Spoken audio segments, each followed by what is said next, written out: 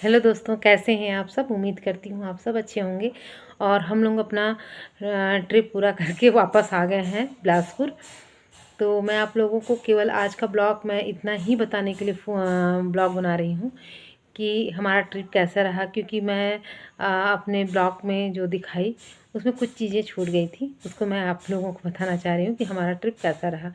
तो हम लोग जब छत्तीसगढ़ से निकल रहे थे तो हमारे साथ में थे हम लोग भैया भाभी और बड़ी माँ और भैया भाभी के 2 बच्चे, मतलब भतीज भतीजी मेरे, और मेरा फैमिली, मतलब मेरे हस्बैंड, मेरे दोनों बच्चे और मैं।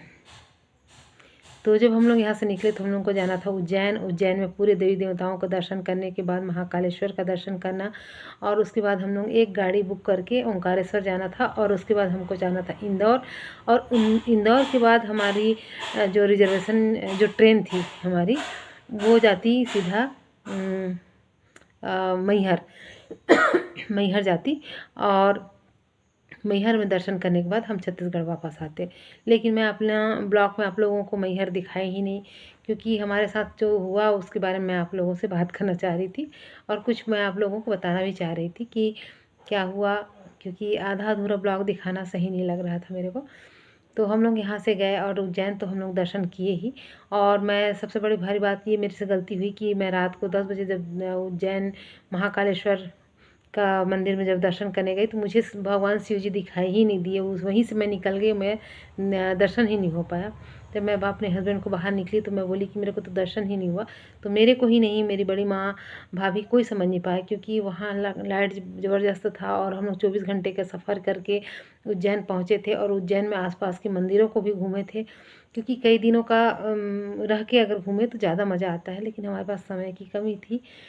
तो हम लोग सुबह फिर 5 बजे उठे और हम लोग दर्शन करने के लिए गए। 5 बजे दर्शन करने के बाद मतलब 6 बजे 7 बजे हम लोग दर्शन किए महाकालेश्वर का। और महाकालेश्वर का दर्शन करने के बाद हमने एक कार बुक करके ओंकारेश्वर चल दिया। ओंकारेश्वर जाते समय हम लोग बीच में भोजन वोजन हुआ हमारा। उसके बाद वहाँ पहुँचे तो हमारी बड़ी माँ जो थी वो पहले तो घर में बहुत अच्छी हैं, स्वस्थ थी।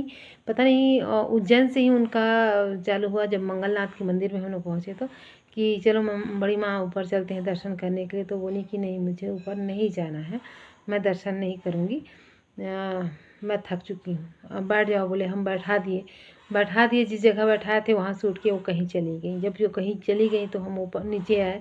हम खुद ढूंढते ढूंढते ढूंढते हमको 1 घंटे हो गए थे। और हम जब वहाँ उज्जैन में ऑटो करके आसपास के मंदिर को घूम रहे थे तो ऑटो वाला भी गुस्सा हो रहा था कि आप लोग कैसे हो, आप एक संभाल नहीं सकते बुजुर्ग लोगों को। हम लोग को भी बहुत सुनाया गया, हम लोग भी सुने, क्योंकि हमारी ही गलती थी कहा जाए, या फिर मैं कहूँगी कि हमारी बड़ी माँ ऐसे नहीं थी तभी हम लोग गए थे कि उनका दिमाग कहीं चल गया, ऐसा कुछ नहीं था। अब उसके बाद सब बाकी सब चीज़ ठीक ठाक था, बात करना चित करना सब कुछ ठीक था। पता नहीं वो क्यों उठ के चली गई, क्योंकि ऐसी नहीं है वो। फिर उसके बाद हम ओंकारेश्वर गए तो ओंकारेश्वर में भी हम लोग 3 बजे पहुँचे। तो हम लोग 3 बजे के बाद हम लोग को कुछ प्रसाद और साथ खरीदते खरीदते 4 बज गया। और 4 बजा तो फिर नहीं, 4 नहीं बजा, 3:30, सॉरी, साढ़े 3 बज गया। तो जब हम लोग दर्शन करने गए तो 4 बजे मंदिर बंद हो जाता है। जिन लोग ओंकारेश्वर गए होंगे उन तो पता होगा। तो हम लोग लाइन लगाए थे, काफ़ी लंबी लाइन थी, और बड़े मंदिरों में तो ऐसा होता ही है। तो बड़ी माँ को पता है कि वो चारों धाम यात्रा कर चुकी हैं। तो बड़ी माँ को हम लोग बोले चलो। बड़ी माँ तो बोले बहुत भीड़ था, वाकई में बहुत भीड़ था। हम लोग उनको कई बार चिताए, कई बार बोले कि यहीं आप बैठना, यहीं आप बैठना, क्योंकि वो बैठती बहुत अच्छी हैं। वो ऐसा उनका दिमाग में कुछ कहा जाए दिमाग ख़राब नहीं है उनका, वो पूरा अच्छे तरीके से हैं, स्वस्थ हैं। हमने बैठाया उनको, वो बार बार हमको भी आश्वासन दी कि मैं यहीं पे बैठूँगी। लेकिन जब हम दर्शन करके आए तो बड़ी माँ वहाँ से बहुत दूर आ गई थी, 1.5 किलोमीटर नर्मदा नदी की इस पार आ गई थी और एक कोने में जाके बैठ गई थी। उनको न जाने क्या गुस्सा आया, भगवान जाने, गुस्सा ही आया था, क्योंकि वो ऐसी नहीं है, आते तक भी वो ऐसे कुछ गलत नहीं कर रही थी। और जब हम पूछे कि क्यों आ गए तो बोलती कि मेरे को बहुत बोर लग रहा था, मेरे को तुम लोग बहुत लेट में आए, न जाने कई बहाने बनाए बड़ी माँ बनाई।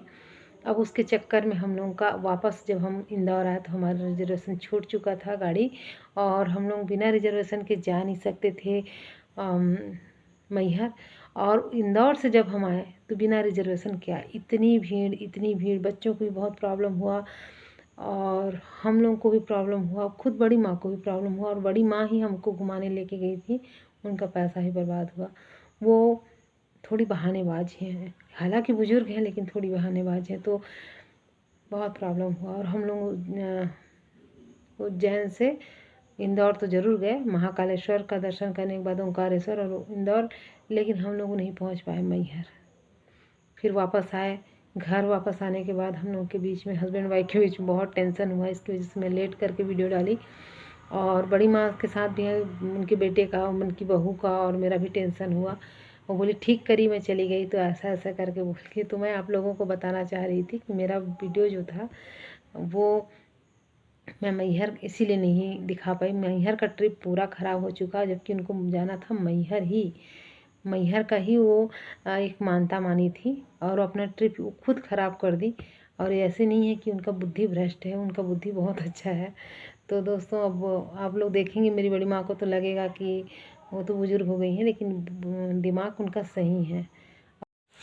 और मैं अपना वीडियो इसीलिए आज का बनाना चाह रही थी कि मैं मैहर नहीं दिखा पाई, और अपने ब्लॉग में मैंने कहा भी कि हम लोग मैहर जाएंगे करके। तो दोस्तों, अपना ब्लॉग कहीं पे मैं एंड करती हूँ, और अगले ब्लॉग में फिर से मिलते हैं। तब तक के लिए बाय बाय दोस्तों।